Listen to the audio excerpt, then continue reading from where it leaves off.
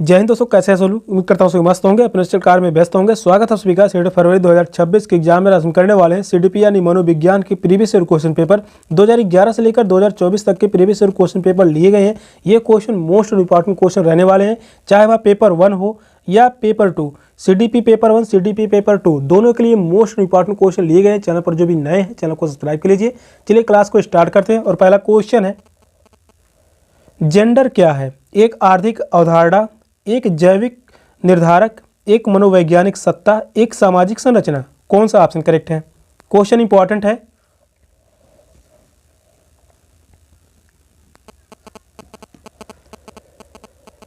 Question number 1 का right answer क्या होगा? जेंडर क्या है? यहां से जो भी क्वेश्चन करवाए जा रहे हैं क्वेश्चन बहुत ही महत्वपूर्ण रहने वाले हैं। 30 में 30 क्वेश्चन करके आएंगे एग्जाम में सीडीपी में। जेंडर क्या है? आर्थिक अवधारणा, यह गलत होगा। एक जैविक निर्धारक, यह भी गलत है। मनोवैज्ञानिक सत्ता, यह भी गलत होगा। एक सामाजिक संरचना, जेंडर जो है एक सामाजिक संरचना है। फोर्थ ऑप्शन करेक्ट है। जेंडर एक सामाजिक संरचना है। लिंग भेद का सिद्धांत मूलतः भेद पर आधारित है, अर्थात स्त्री तथा पुरुष में कुछ भेद पाए जाते हैं, भले ही हम कहें कि इनके बीच सामाजिक और शैक्षणिक आधार पर कोई भेद नहीं है। तो यह जो है एक सामाजिक संरचना है।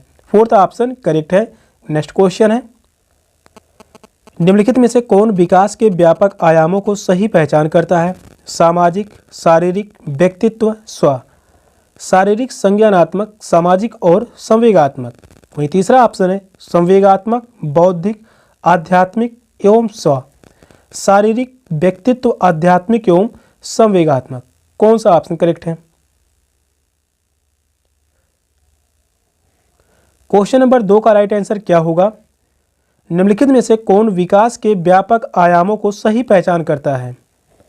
क्वेश्चन इंपॉर्टेंट है। यह क्वेश्चन पूछा गया था 2021 में। 2021 में या पेपर 2 में पूछा गया।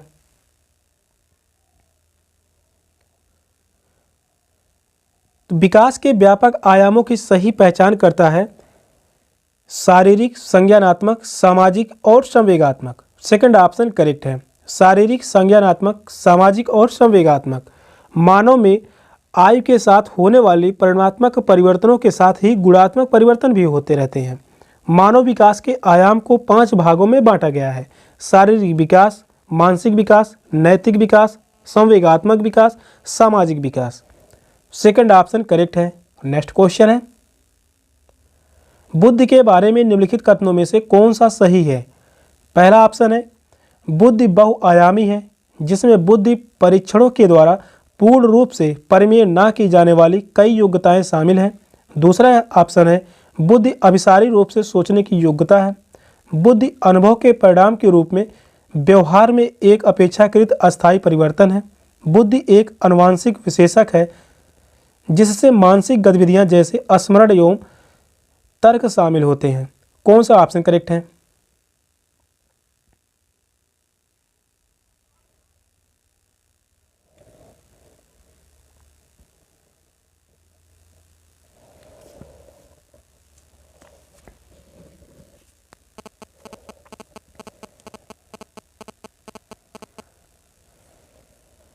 क्वेश्चन नंबर 3 कह रहा है बुद्धि के बारे में निम्नलिखित कथनों में से कौन सा सही है? कौन सा कथन सही होगा?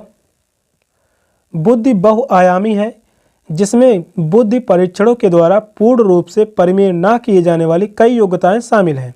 फर्स्ट ऑप्शन करेक्ट है। बुद्धि अभिसारी रूप से सोचने की योग्यता है, यह गलत होगा। बुद्धि अनुभव के परिणाम के रूप में व्यवहार में एक अपेक्षाकृत अस्थायी परिवर्तन है, तो यह भी गलत होगा, अस्थायी परिवर्तन है। बुद्धि एक आनुवांशिक विशेषक है, जिसमें मानसिक गतिविधियां जैसे स्मरण एवं तर्क शामिल है, तो यह भी गलत होगा। फर्स्ट ऑप्शन करेक्ट है। नेक्स्ट क्वेश्चन है, निम्नलिखित में से कौन प्राथमिक सामाजिकरण माध्यम है? मीडिया, परिवार, विद्यालय, सरकार। कौन सा ऑप्शन राइट है? मोस्ट इंपॉर्टेंट क्वेश्चन है, काफी बार एग्जाम में यह क्वेश्चन पूछा जा चुका है। यह क्वेश्चन पूछा गया था 2019 में,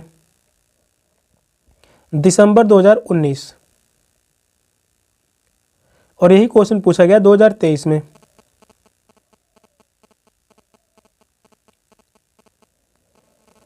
क्वेश्चन नंबर 4 का राइट आंसर क्या होगा? निम्नलिखित में कौन प्राथमिक सामाजिकरण माध्यम है?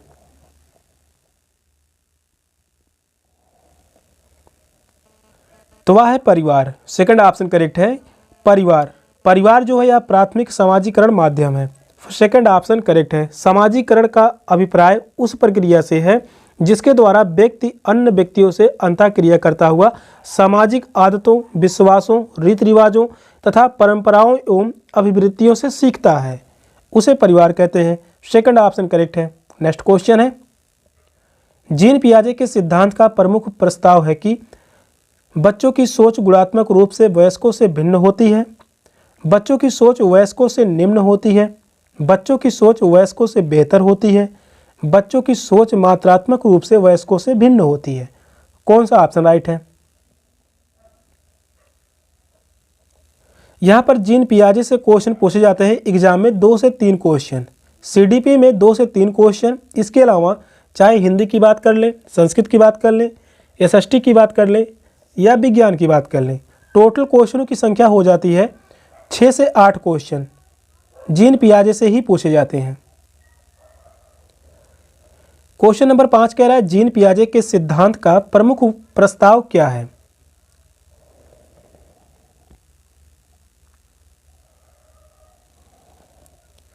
बच्चे की सोच गुणात्मक रूप से वयस्कों से भिन्न होती है। फर्स्ट ऑप्शन करेक्ट है। जीन पियाजे के सिद्धांत का प्रमुख प्रस्ताव है कि बच्चों की सोच गुणात्मक रूप से वयस्कों से भिन्न होती है। बच्चों की सोच वयस्कों से निम्न होती है, यह गलत होगा।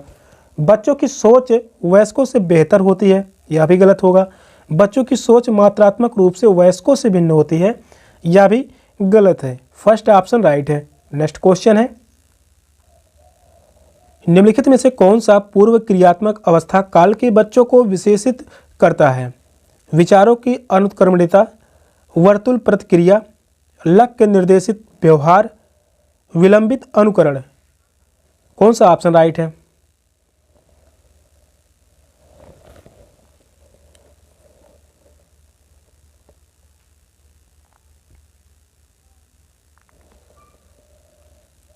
क्वेश्चन इंपॉर्टेंट है। जो भी क्वेश्चन करवाए जा रहे हैं सीटी एग्जाम के लिए मोस्ट इंपॉर्टेंट क्वेश्चन रहने वाले हैं। सीडीपी में यहाँ पर 30 क्वेश्चन पूछे जाएंगे और 30 में 30 क्वेश्चन ही करके आएंगे एग्जाम में, ये पूरी गारंटी है।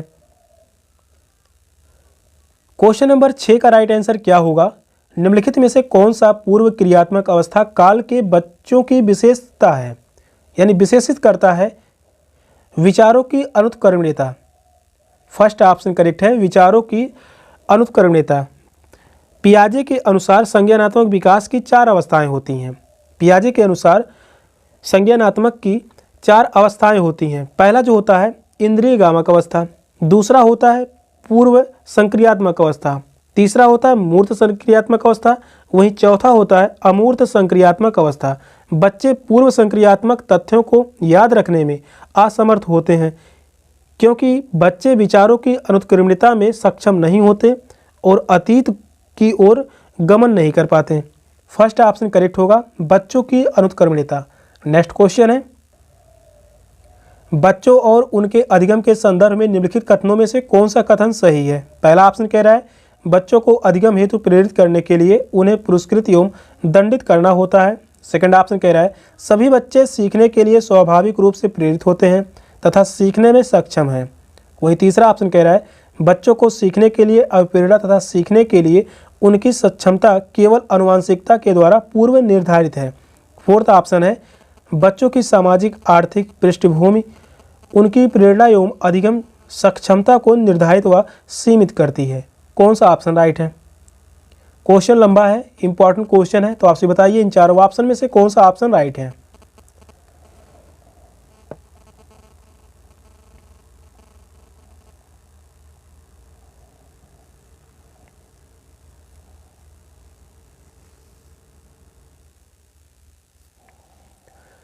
क्वेश्चन नंबर 7 कह रहा है बच्चों और उनके अधिगम के संदर्भ में यहाँ पर 4 कथन दिए गए हैं।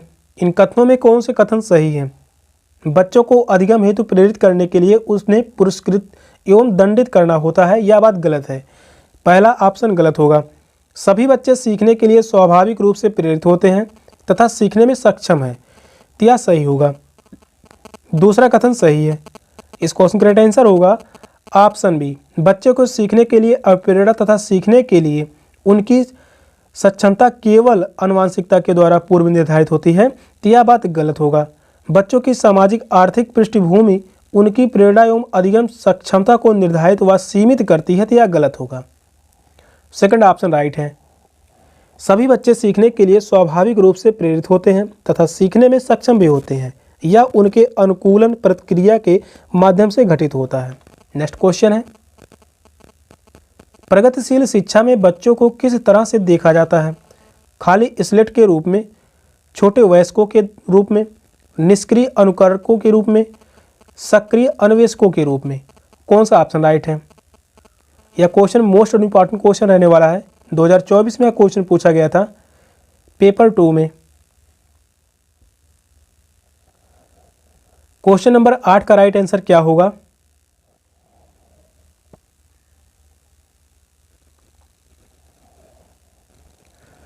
इस प्रकार से क्वेश्चन डेली हल करते रहिए। एग्जाम में 30 क्वेश्चन में यहाँ पर 30 क्वेश्चन ही सही कर कराएंगे। क्वेश्चन कह रहा है प्रगतिशील शिक्षा में बच्चों को किस तरह से देखा जाता है? तो बच्चों को किस तरह से देखा जाता है? सक्रिय अन्वेषकों के रूप में। फोर्थ ऑप्शन करेक्ट है, सक्रिय अन्वेषकों के रूप में। प्रगतिशील पारंपरिक शिक्षा प्रणाली से भिन्न होती है। इसमें बच्चे के बैठने की व्यवस्था में लचीलापन होता है और साथ ही समय सारणी बच्चों के अनुकूल होती है। तो सक्रिय अन्वेषकों के रूप में प्रगतिशील शिक्षा में बच्चों को देखा जाता है। नेक्स्ट क्वेश्चन है, लेव वाइगोस्की के अनुसार अधिगम एक अनुबंधित गतिविधि है, एक सामाजिक गतिविधि है, एक व्यक्तिगत गतिविधि है, एक निष्क्रिय गतिविधि है? कौन सा ऑप्शन करेक्ट है?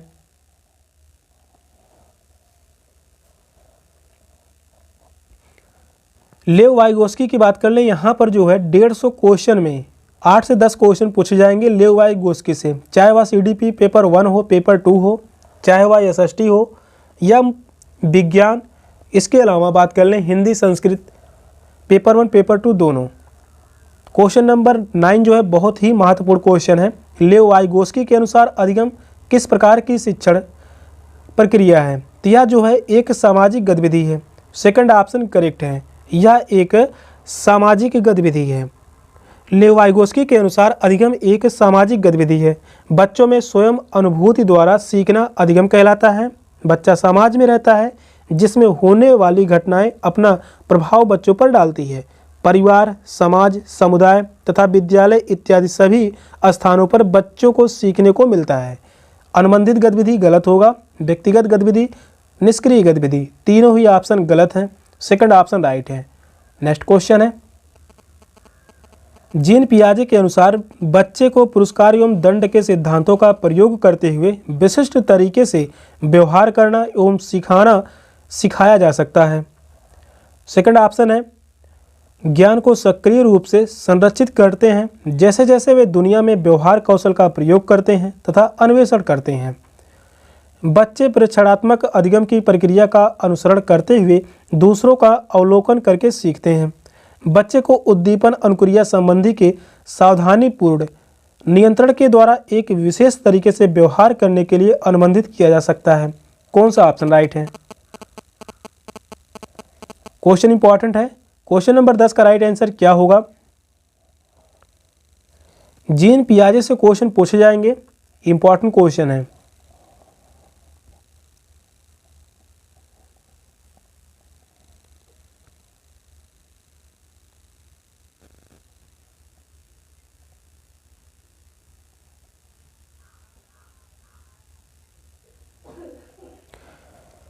जीन पियाजे के अनुसार बच्चे ज्ञान को सक्रिय रूप से संरक्षित करते हैं जैसे जैसे वे दुनिया में व्यवहार कौशल का प्रयोग करते हैं तथा अन्वेषण करते हैं। सेकंड ऑप्शन करेक्ट है।